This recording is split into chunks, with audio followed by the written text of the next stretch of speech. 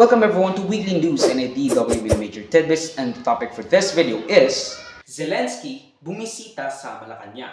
Now, bumisita nitong linggo si Ukrainian President Volodymyr Zelensky sa Malacanang sa kanyang unannounced one-day working visit para makapag-meet kay President Ferdinand Marcos Jr. at bumisita sa Pilipinas matapos ang 21st International Institute for Strategic Studies Shangri-La Dialogue in Singapore. Kumaga, ang dahilan kung, or at least ang ating ine-speculate na dahilan kung bakit pumunta si Volodymyr Zelensky, among other things, are the fact that they were supposed to meet in this Shangri-La International Institute for Strategic Studies sa Singapore. But again, they didn't meet. So, maybe pumunta si Zelensky sa Malacanang just to, catch up and mamaya later on, I will tell you everything. President Zelensky donned a black t-shirt and what they call a pair of olive fatigue pants. Now, I don't know what the fuck that means. And as you can clearly see, I am not a man of fashion. That's why the only thing that I know about this is the black t-shirt thing and not the olive fatigue pants. Now, as you remember from the previous NFPW recap, isang keynote speaker si President Ferdinand Bongbong Marcos Jr. sa naturang event, which a lot of people actually commended him for actually delivering something that isn't really provoking anyone, or at least avoiding any harsh language against other countries that would be where the rhetoric is being thrown upon. Now, we don't really know why he did visit Malacanang, but the boilerplate answer to that question whenever a head of state visit another country is to say that the reason why this president of A visited President, or at least the country of President B, is that they want to bolster ties between A and B, or these countries A and B, along with probably diplomatic just because ism. And because he wants the support of everyone in their ongoing battle against the Russian army, thanking the Philippines sa mga UN resolutions favoring Ukraine, or at least yung kanilang pagboto. Thank you so much, Mr. President. Your team, we are very happy to be first time in Philippines. I'm sure not last. Thank you for this invitation, and we are very thankful to be in your country and which supports Ukraine, our territorial integrity and sovereignty. Thank you so much of your big word and clear position about us, about this Russian occupation of our territories, and thank you on your support on the in UN nations with your resolutions.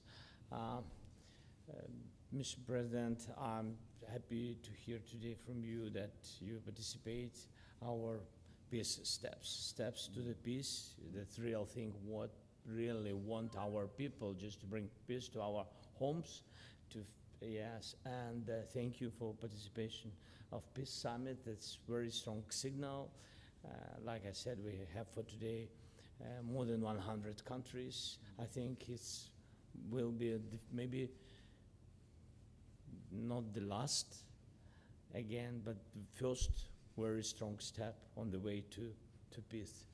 Now, he also said that Kiev is also planning on establishing an embassy in Manila, even though there's little crossover between the two countries. But and I'm also very happy that this year we will open embassy in Manila. That's very good decision. It's certainly very good news, because we would very much like to continue to help in any way that the Philippines can through the multilateral, the United Nations, and even through other agencies such as the EU, such as the UN, and so we will continue to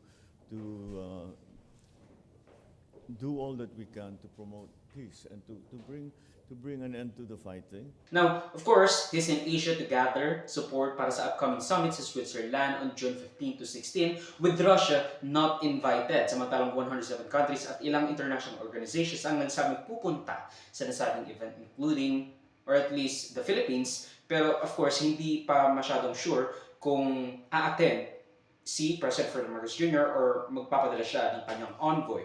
Even President Biden, even though he said that, or at least the White House correspondent said na even though hindi pupunta si President Biden has been a staunch ally of the Ukrainian army. So even though si President Kamala Harris yata ang pupunta, they know, or at least they will know that, President Biden is with Ukraine. Now, President Bongbong Marcos then said that Ukraine will always have the support of the Filipino people, promoting peace to the world, especially since, the fact that, the fact that the popular, or at least right now, the contemporarily elevated world leader going out of their way to visit a country shows that the Philippines is indeed in a good direction or position diplomatically in the side of the West, or at least we are in the good graces of the Western powers, since the people that do in fact support Ukraine against its defense of the special military operation conducted in the Donbas region, and the fact that Russia is trying to take over Ukraine, or at least Kiev at that point, back in 2022, since we don't really do anything except our diplomatic power in the UN and the world stage. So our only greatest asset would be our support in the UN resolutions and some other stuff that, it doesn't really matter.